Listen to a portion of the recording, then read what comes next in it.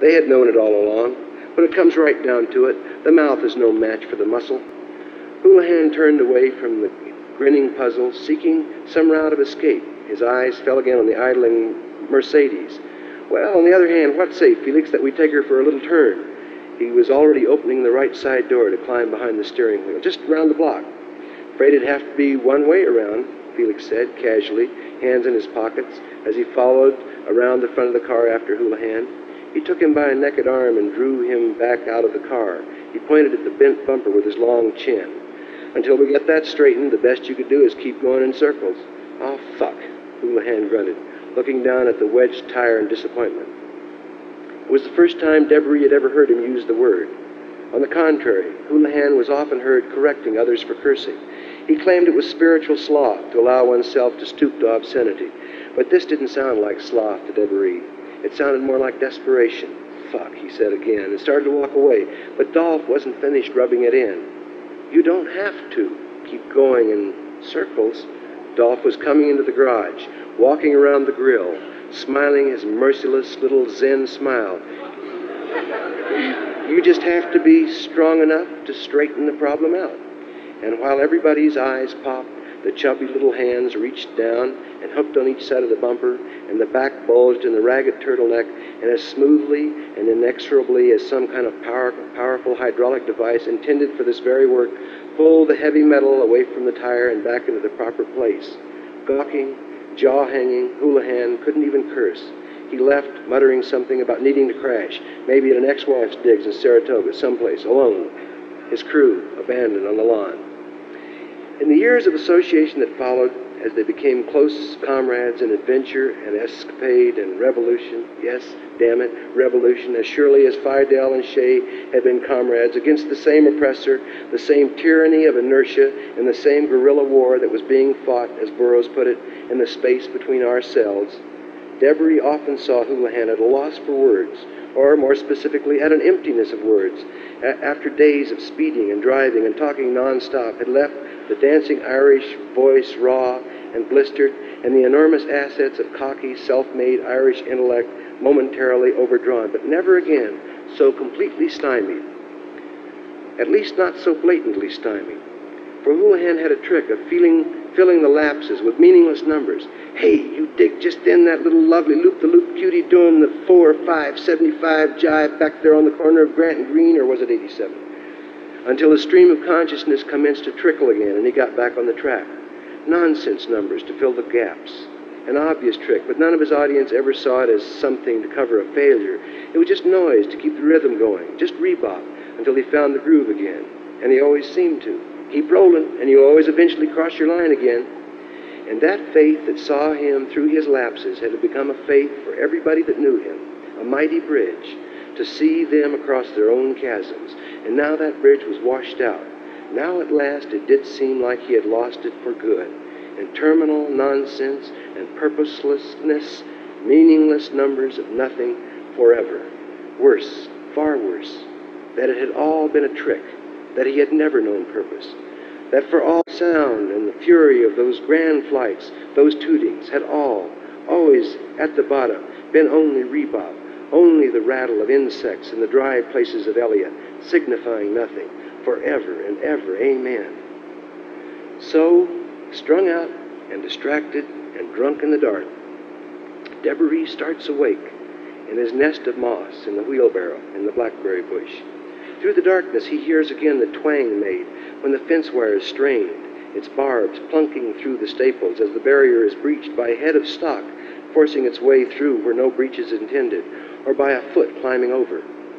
The twang is followed by a curse, and a chorus of giggles, and a crashing of sticks. He leans forward in his nest far enough to see a battery-powered lantern wheeling through the shadows of the cottonwoods that line the border of his swamp and his neighbor Hawk's pasture. Followed by more crashings and cursing, the light comes toward him, erratically, until it breaks into the clearing around the stump and is hung from a branch.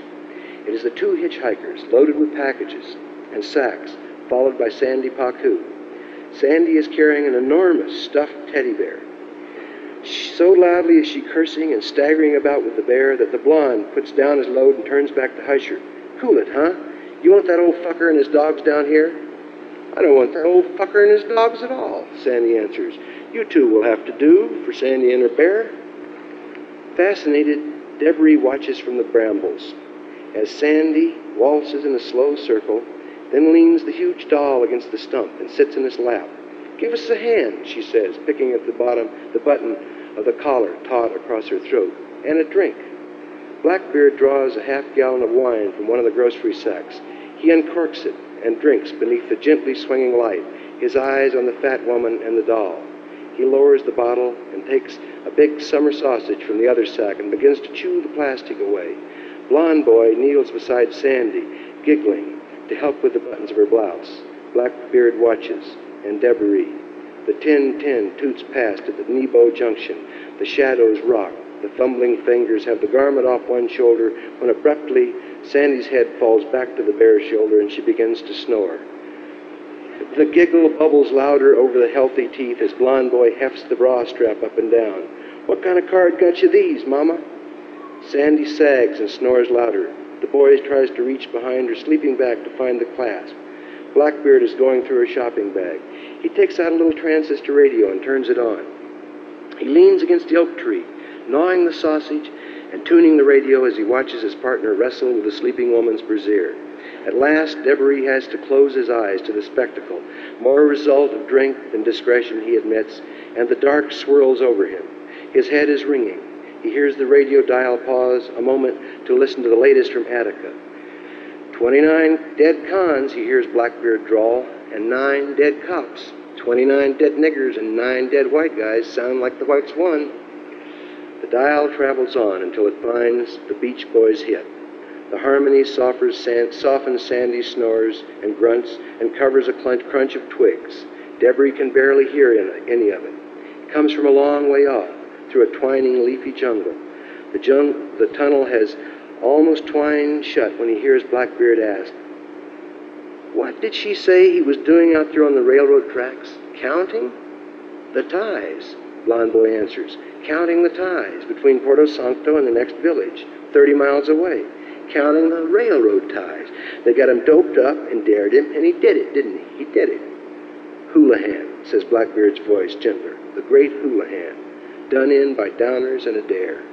Blackbeard sounded honestly grieved, and Debris found himself suddenly liking him. "I can't fucking believe it." "Don't let it bother you, bro. He was fucked, you know. Fried. But come here and check this. I bet this makes you take that weenie out of your mouth." Debris tries to force his eyes open, but the tunnel is twining too fast. "Let it close," he tells himself happily. Who's afraid of the dark now? He wasn't merely making noise. He was counting. He didn't lose it. We didn't lose it. If anybody lost at Attica, it wasn't the blacks. The blacks won 28-0. The dark space about him is suddenly filled with faces, winking off and on. Debris watches them twinkle, feeling warm and befriended, equally fond of all the countenances, those close, those far, those not known, those never met, those dead, those never dead. Hello, faces. Come back. Come on back. All, even LBJ with your Texas cheeks eroded by compromises. Come back. Khrushchev, fearless beyond peasant ignorance, healthy beside Eisenhower. Come back, both of you. James Dean, all picked apart, and Tab Hunter, all put together. Michael Rainey in your silver suit, the day the earth stood still for peace. Come back, all of you. Now go away and leave me if you choose. Now come back. Come back, Vaughn Monroe, Ethel Waters, Crazy Cat, Lou Costello, Harpo Marx, Adlai Stevenson, Ernest Hemingway, Herbert Hoover, Harry Belafonte, Timothy Leary, Ron Boise, Jerry Lee Lewis, Lee Harvey Oswald, Zhou Enlai, Ludwig Erhard, Sir Alex Douglas Home and Mandy Rice Davis, General Curtis LeMay and Gordon Cooper, John O'Hara and Liz Taylor, Estes Kefauver and Governor Scranton, the Invisible Man and the Lonely Crowd, the True Believer in the Emerging Nations, the Hungarian Freedom Fighters, Elsa Maxwell, Dinah Washington, Jean Cocteau, William Earhart, Burkhard Du Bois, Jimmy Hatlow, Aldous Huxley, Edith Piaf, Zazu Pitts, Seymour Glass, Big Daddy Nord, Grandma Whittier, Grandpa Debris, Pretty Boy Floyd, Big Boy Williams, Boyle Behan, Mickey Rooney, Mickey Mantle, Mickey McGee, Mickey Mouse, Mickey Hart. Come back, go away, come on back. That sweet summer Frisco with flowers in your hair, come back. now go away. Cleaver, come back. Abby, come back. You that never left, come back anew. Joan Baez, Bob Kaufman, Lawrence Ferlinghetti, Gordon Lish, Gordon Fraser, Gregory Corso, Ira Sand Pearls, Fritz Pearls, Swine Pearls, and even you black bus Charlie Manson asshole. Come back afresh, you know. Now go away, now come back. We are being summoned. We get a reprieve, not just rebop. He wasn't riffing. He was counting. Appear and testify. Young Cassius Clay, young Mailer, young Miller, young Jack Kerouac before you fractured your football career at Columbia and your liver in Esquire, young Sandy with your credit card bare, young Devlin, young Dylan, young Lennon, young lovers, wherever you are, come back and remember and go away and come back. Attendance mandatory, but not required. Thank you.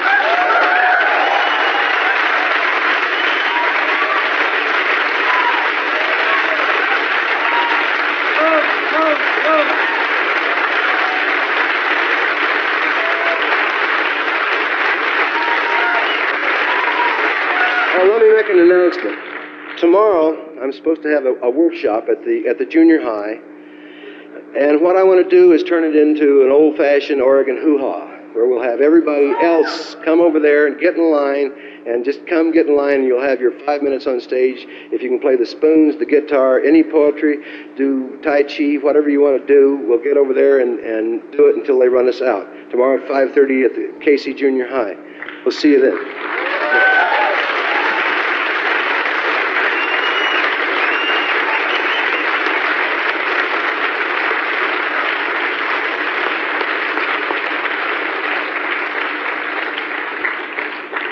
On behalf of Naropa Institute, Jack Kerouac School of Disembodied Poetics, all the assembled meditators and poets, I wish to thank Ken Kesey for his brilliant presentation of a vision of history, satisfying to all, especially the heart.